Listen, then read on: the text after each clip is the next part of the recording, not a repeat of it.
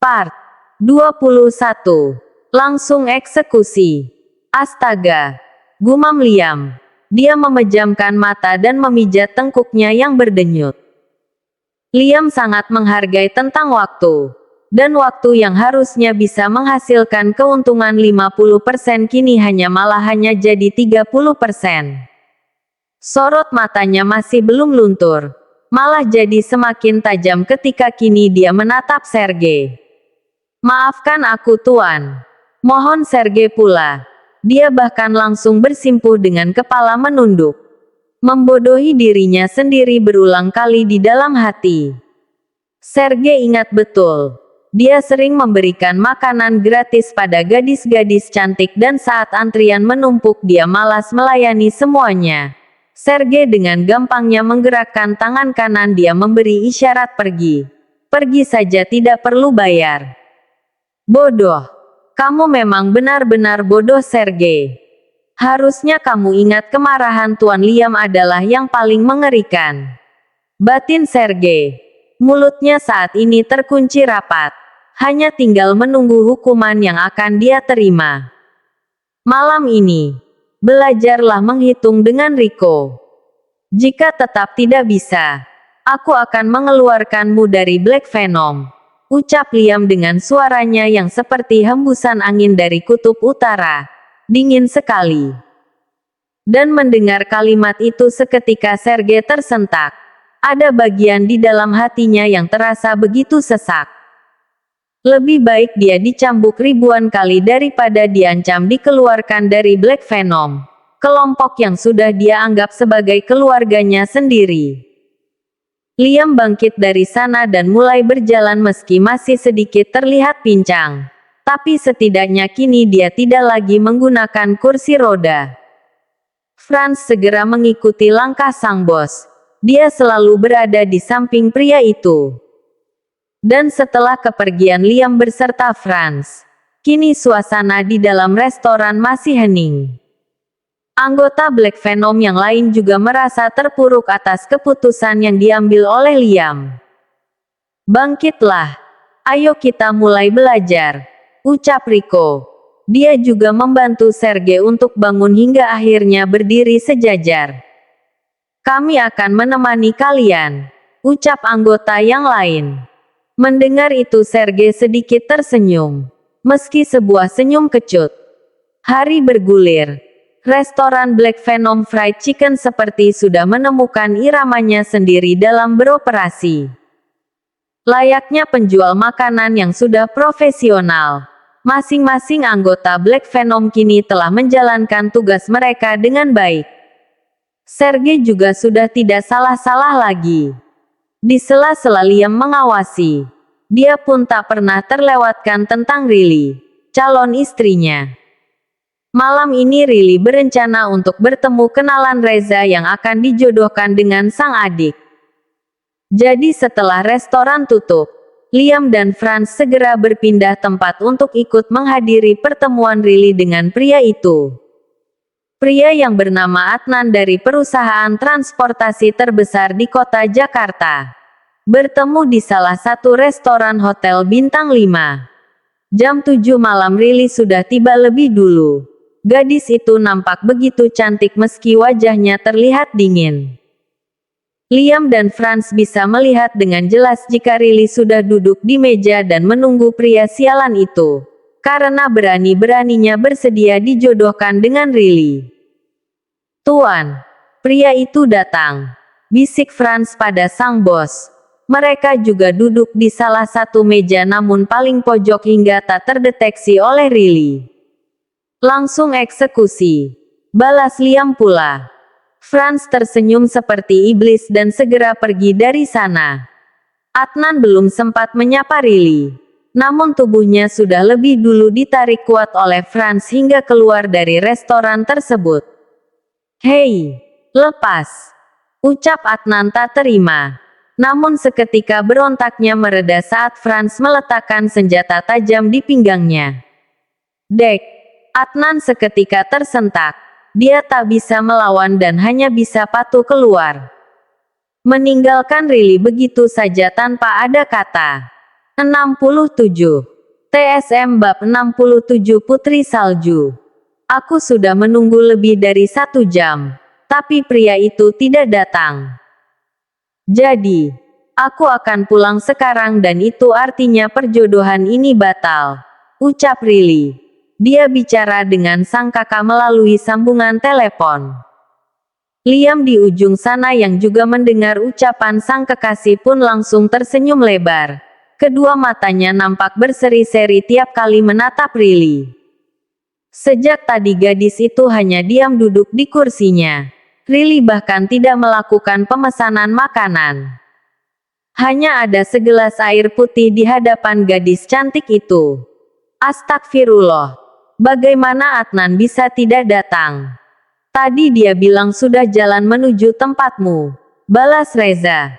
Selain tak enak hati dengan Rili, dia juga jadi sedikit kecewa dengan sang rekan bisnis.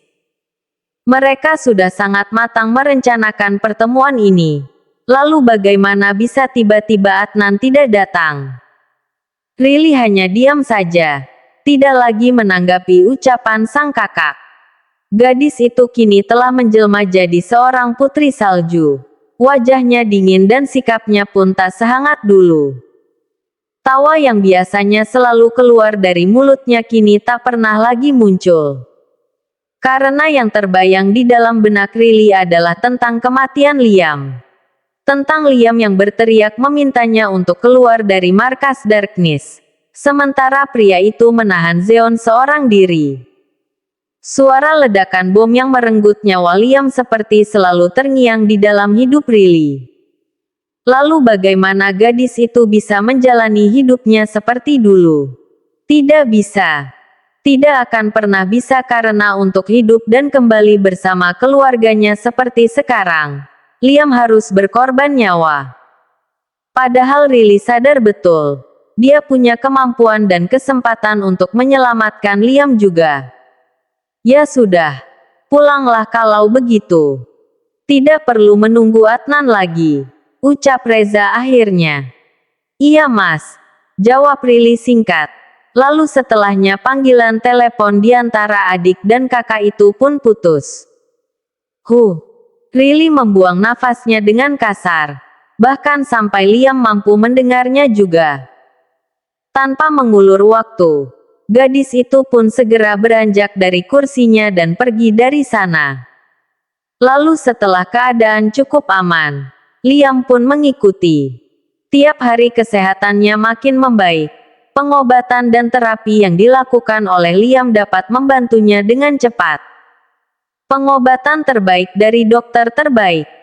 Liam terus mengikuti putri saljunya sampai Rili benar-benar masuk ke dalam mobil dan pergi meninggalkan hotel tersebut. Di tempat lain, di salah satu sudut yang paling tersembunyi di hotel bintang 5 tersebut, Franz sedang menangani Adnan agar tidak membuat ulah. Jangan berani-beraninya menerima perjodohan dengan Nona Rili Aditama. Paham? Gertak Franz. Dia mengeluarkan senjata tajamnya dan diarahkan tepat di leher pria blasteran tersebut. Adnan menelan ludahnya dengan kasar. Bahkan gerak lehernya sampai terlihat jelas. Adnan Muzaki. Mantan kekasihmu hamil tapi kamu campakan. Bahkan anaknya tidak kamu akui. Aku bisa membuatmu kembali ke gurun jika masih bermimpi menjadi suami Nona Rili. Franz menyayat sedikit leher itu. Tak begitu sakit namun tetap mengeluarkan darah. Informasi-informasi seperti ini dapat Black Venom dapatkan semudah membalikkan telapak tangan. Dan Adnan makin gemetar tubuhnya. Sumpah. Jika dia tahu akan begini jadinya, dia tak akan bersedia menerima perjodohan itu. Nyawa dan nama baiknya dipertaruhkan. Dia tak sempat berpikir dari mana pria mengerikan ini berasal. Bagaimana Rili bisa terhubung dengan orang seperti itu? Adnan tak sempat berpikir seperti itu. Dia sudah sangat ketakutan. Besok, temui Reza dan katakan jika kamu menolak perjodohan ini. Baba baik tuan. balas Adnan. Keringat dingin sudah mengalir deras di pelipis matanya. Keesokan harinya Adnan benar-benar mendatangi Reza dan mengatakan bahwa dia mengundurkan diri dari perjodohan ini. Persis seperti yang diperintahkan oleh pria asing semalam yang telah mengancamnya. Adnan mendatangi Reza di kantor Aditama saat jam istirahat siang. Reza tentu sangat terkejut ketika mendengar hal itu. Terlebih di awal pembicaraan mereka tentang perjodohan ini Adnan terlihat begitu antusias. Bahkan Adnanlah yang terus mendesak Reza untuk bisa segera bertemu dengan Rili. Saat menghadap pada Reza itu, wajah Adnan nampak begitu cemas, terpancar jelas di wajahnya. Dan perhatian Reza bukan hanya tertuju pada wajah cemas itu, tapi juga leher Adnan yang terluka. Ada plester yang terpasang di sana. Hati Reza seperti berbisik memberi isyarat bahwa ada sesuatu hal yang tidak beres. Jelas ada alasan yang kuat kenapa Adnan tiba-tiba mengundurkan diri. Apa alasannya? Kenapa tiba-tiba kamu berubah pikiran seperti ini? Tanya Reza. Sorot matanya mengisyaratkan sebuah keseriusan. Mendapati pertanyaan seperti itu, Adnan yang ada makin gugup. Jujur saja dia ingin mengatakan yang sebenarnya tentang pengancaman yang dia terima. Tapi di satu sisi Adnan takut jika kejujurannya nanti malah akan membahayakan dirinya sendiri. Satu-satunya hal yang terpikir oleh Adnan saat ini adalah menjawab bohong. Maafkan aku Res. Sebenarnya aku masih ada sangkutan dengan mantan kekasihku dulu. Aku merasa tidak pantas untuk Rili. Balas Adnan. Apa yang keluar dari mulutnya seperti di luar rencana. Jadi seperti jujur juga. Namun mendramatisir keadaan. Apa maksudmu? Tanya Reza pula.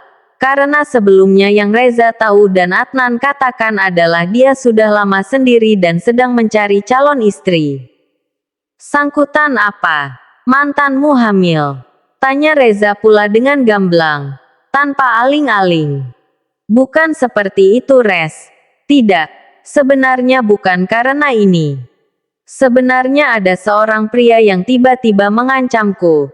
Tidak, astagfirullah. Adnan mengusap wajahnya frustasi. Begitu bingung untuk menjelaskan situasi ini. Pasalnya mereka berdua memang sudah sepakat untuk melakukan perjodohan tersebut. Sekarang ini Adnan sudah seperti sedang menjilat ludahnya sendiri. Sementara Reza mulai berkerut dahinya. Aku tidak bisa menjelaskannya secara rinci. Yang jelas perjodohan ini batal. Aku permisi dulu. Ucap Adnan lagi. Kini bicara dengan suara yang tergesa-gesa.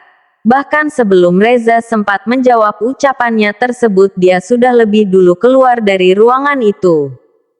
Membuat Reza makin bingung dengan situasi yang terjadi. Telinganya tidak tuli. Dia mendengar dengan jelas saat Adnan mengatakan bahwa ada seorang pria yang telah mengancamnya. Dan alasan yang kedua itu entah kenapa terasa lebih masuk akal di dalam pikiran Reza. Dibandingkan Adnan masih memiliki sangkutan dengan mantan kekasihnya. Pria. Siapa yang mengancam Adnan? Apa Louis? Gumam Reza. Louis adalah satu-satunya yang paling dia curigai. Terlebih beberapa waktu lalu dia pun mendengar kabar jika keadaan Louis saat ini sudah semakin membaik. Mungkin saja pria itu sudah kembali ke Jakarta. Kurang ajar. Berani-beraninya dia masih ikut campur dengan urusanku. Ucap Reza. Bak Gayung bersambut. Di saat Reza sedang mengumpat Louis seperti itu. Tiba-tiba ponselnya berdering. Dan itu adalah panggilan dari mantan asisten pribadinya, Louis. Sejak Louis jatuh koma, posisinya telah digantikan oleh yang lain. Dengan amarah yang nyaris meledak, Reza pun menjawab pun panggilan telepon itu. Assalamualaikum Pak, ini aku Louis. Ucap Louis dengan suara yang terdengar begitu tenang. Reza masih diam. Aku sudah berada di Jakarta. Aku akan datang ke rumah Bapak malam ini untuk menjelaskan semuanya pada Ibu Rili. Terang Louis pula, menggunakan bahasa formal seperti sebelum-sebelumnya. Memanggil Rili dengan panggilan ibu. Baiklah, aku tidak akan melarangmu untuk datang. Karena kamu memang harus meminta maaf pada seluruh keluarga besar Aditama. Tapi ingat, setelah Rili pergi ke kota Servo, hubungan baik kita sudah berakhir. Jadi, jangan berharap untuk bisa kembali bersama Rili. Dan satu lagi, berhenti mengancam Adnan. Tegas Reza. Dia bahkan langsung memutuskan sambungan telepon itu lebih dulu. Begitu malas rasanya berbicara dengan pria bajingan itu. Dibanding rasa marah, sebenarnya yang lebih besar Reza rasakan adalah rasa kecewa. Louis adalah orang kepercayaannya, tapi begitu tega mempermainkan sang adik. Di ujung sana Louis pun tercengang, menatap nanar pada layar ponselnya yang sudah mati. Dia sadar, sangat sadar atas semua kesalahan. Tapi kemudian pikirannya kian terganggu saat ingat ucapan terakhir Reza beberapa saat lalu. Berhenti mengancam Adnan. Louis tahu siapa Adnan. Kabar tentang perjodohan itu pun sudah dia dengar. Tapi Louis sungguh tidak pernah mengancam pria itu. Dan ucapan Reza tersebut membuatnya berpikir ada orang lain yang coba menghentikan perjodohan Rili. Pria lain. Siapa? Gumam Louis. Bicara dengan dada yang terasa semakin sesak. Ada Adnan. Dan ternyata masih ada yang lain. Louis membuang nafasnya dengan kasar. Dia menatap pemandangan kota Jakarta melalui kamar hotelnya. Ya, kali ini Louis tidak pulang ke rumahnya yang ada di kota ini. Pria itu justru memilih untuk menginap di hotel yang letaknya begitu dekat dengan gedung Aditama Tower. Louis sudah benar-benar rindu dengan sang kekasih. Jadi meski tak bertemu namun rasanya cukup hangat di hati saat berada dekat seperti ini. Dulu, Louis memang begitu ragu untuk mengambil keputusan menikahi Rili. Hatinya seperti berat sebelah pada baby Elsa. Tapi sekarang setelah semua yang terjadi, Louis sudah bulat tekadnya untuk melamar putri keluarga Aditama tersebut. Dia akan bersimpuh dan memohon maaf, lalu mempertanggungjawabkan semuanya dengan menikah sang gadis. Besar harapan Louis dia akan diterima, mengingat cinta di antara dia dan Rili yang selama ini terjalin dengan kuat. Maafkan aku Ril, gumam Louis. Gedung Aditama Tower di hadapannya adalah apa yang selalu dia lihat saat ini. Sementara itu di tempat lain, Adnan keluar dengan tergesa dari ruangan Reza. Langkah kakinya begitu buru-buru untuk menuju basement kantor ini, menuju mobilnya di bawah sana. Saat pintu lift basement itu terbuka, Adnan bahkan sedikit berlari menuju mobilnya di ujung sana. Namun kemudian, gerak cepat kakinya itu terhenti ketika melihat seorang pria berbadan kekar berdiri tepat di samping mobilnya. Dek, jantung Adnan seperti berhenti berdetak. Pria itu adalah seseorang yang mengancamnya semalam. Ya Tuhan, bagaimana pria itu ada di sini? Batin Adnan, kakinya sudah gemetar merasa takut. Dan makin bergemuruh jantungnya saat tiba-tiba dua orang pria mencekal tubuhnya dari belakang. Mereka adalah Dancel dan Rico. Adnan sudah dikepung. Lepas. Siapa sebenarnya kalian? Pekik Adnan. Dia coba melawan. Tapi ternyata mulut itu seketika terdiam saat Dancel mencengkram tangannya dengan kuat. Sangat kuat sampai Adnan merasa tulangnya retak. Pria itu bahkan sampai menjerit. "AHK, Bruk!" Dancel dan Rico pun mendorong pria itu hingga jatuh terjerembab ke lantai tepat di hadapan Franz. Tanpa ampun, Franz pun menginjak tangan Adnan hingga pria itu makin merintih merasa sakit. Ini adalah balasan karena kamu mengatakan pada Reza ada seorang pria yang mengancammu, ucap Franz begitu dingin.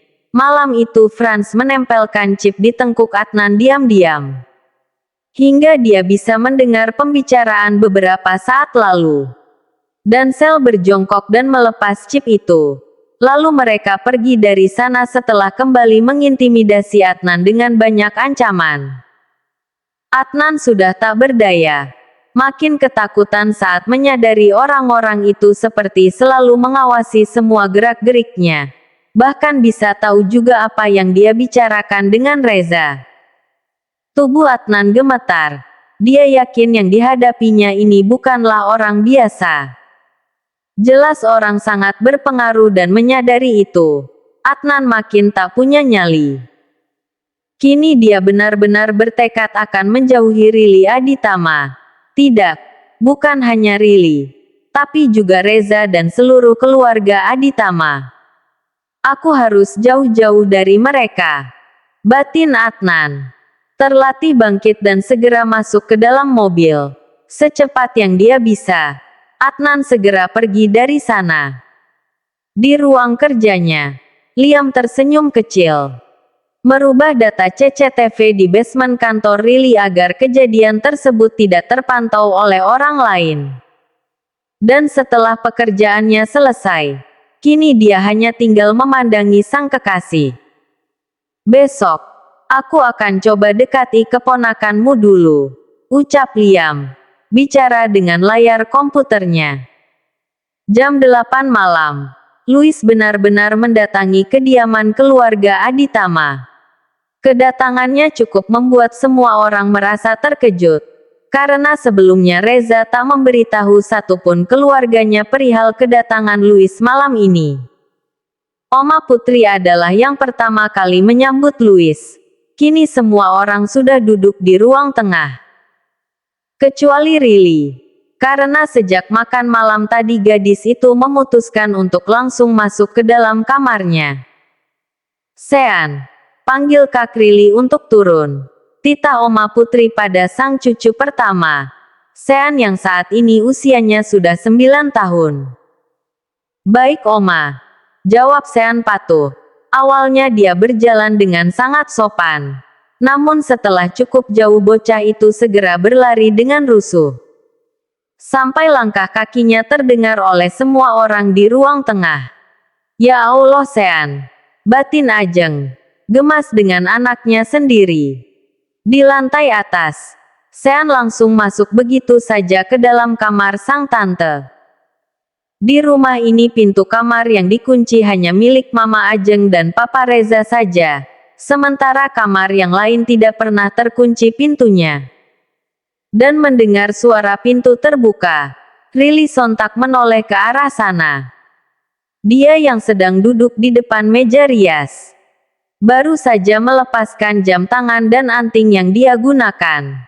Kak Rili, ayo kita turun. Di bawah ada Om Louis, ucap Sean dengan suara sedikit terengah. Itu karena dia habis berlari. Sudah tidak sabar pula untuk mengatakan tentang hal ini pada Kak Rili, tante yang justru dia panggil sebagai kakak. Sudah terbiasa sejak kecil dulu.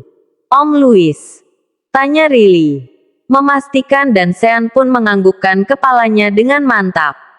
Ya sudah, ayo turun, ajak Rili pula. Namun saat dia hendak melangkah Sean malah menahan lengan sang tante. Tunggu dulu, ucap Sean. Kenapa? Kak Rili janji dulu padaku. Jangan kembali lagi bersama Om Louis. Kata Papa Reza Kak Rili selama ini pergi gara-gara Om Louis. Dan sekarang, Kak Rili sudah kembali ke rumah ini. Aku mohon jangan pergi lagi, ucap Sean. Dia bahkan menyentuh kuat lengan sang tante. Benar-benar tak menginginkan kejadian seperti di masa lalu kembali terulang. Lama sekali Kak Rili pergi tanpa kabar yang jelas. Hanya rasa cemas dan rindu yang tiap hari dia rasakan. Selalu bertanya apakah sang tante dalam keadaan yang baik. Sean mungkin umurnya masih 9 tahun. Tapi dia adalah anak yang jenius. Pemikirannya jauh lebih dewasa dari apa yang terlihat. Sean mengangkat tangan kanannya dan mengulurkan jari kelingking. Ingin mereka membuat janji itu. Namun kemudian Riley justru tidak menerimanya. Dia malah menarik Sean untuk dipeluknya erat. Sudah. Jangan dibahas lagi tentang itu. Sekarang Kak Riley tidak akan kemana-mana. Kita akan terus bersama. Balas Riley. Dia pun mengelus puncak kepala Sean dengan sayang. Janji dulu. Jangan menikah dengan Om Louis. Tuntut Sean. Dia bisa mengatakan seperti itu juga karena pengaruh sang ayah. Iya. Kak Riley tidak akan menikah dengan Om Louis. Janji telah disepakati. Mereka berdua bahkan benar-benar saling menautkan jari keliling